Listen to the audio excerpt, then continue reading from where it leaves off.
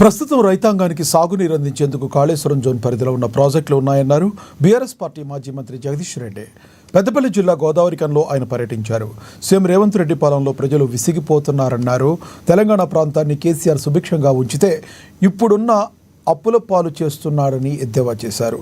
కాంగ్రెస్ సర్కార్ రైతాంగానికి కావాలనే నీళ్లు అందించడం లేదని తెలిపారు.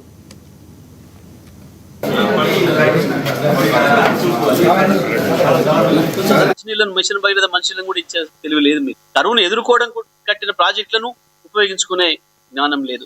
ఒకవైపు రాష్ట్ర ఆదాయం కరోనా పరిస్థితులలో కూడా ప్రపంచంలో ప్రోగ్రెస్ లో ముందుకు పోయిన ఏకైక ఆర్థిక వ్యవస్థ తెలంగాణ ఆర్థిక వ్యవస్థ. కానీ ఇవాళ మీ మూర్ఖ పాలనకు గత సంవత్సరం 15,000 కోట్ల నష్టంలోకి పోయింది. వచ్చే ఆదాయం 15,000 కోట్లు తగ్గింది అని అంటే వాస్తవానికి 15 కోట్లు పెరగాలి ప్రతి సంవత్సరం లెక్క ప్రకారం.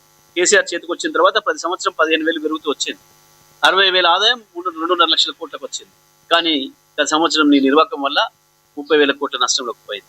కేసీఆర్ ముఖం చూసి కేసీఆర్ పరిపాలన కొనసాగుతుంది అనుకుని ఒక్క సంవత్సరంలోనే నీకు 150,000 కోట్లు అప్పు ఇచ్చింది. కానీ నీ సకదనం తేలిపోయిన తర్వాత, నీ చేత కాదు అని అర్థమైన తర్వాత రాష్ట్ర ఆదాయం తగ్గుతుంది, మేము ఇచ్చిన అప్పు మళ్ళీ వెనక్కి రాదు అని భయం మొదలైంది. కాబట్టి వాళ్ళు వెనకపోతున్నారు.